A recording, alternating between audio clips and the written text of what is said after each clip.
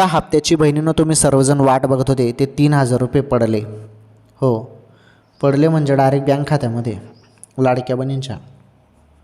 राज्यातील सर्वात फेमस योजना आहे माझी लाडकी बहीण योजना आणि या योजनेमार्फत दर महिन्याला 1,500 रुपये मिळतात, बरोबर ना.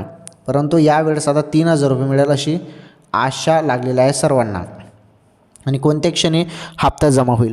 त्यामुळे मी तुम्हाला सांगतो बहिणीनं, तुम्हाला 1,500 आले की 3,000 आले ते मला कमेंट करून सांगा. तुम्हाला मेसेज आले असतील ना, कारण आता सुरुवात होत आहे.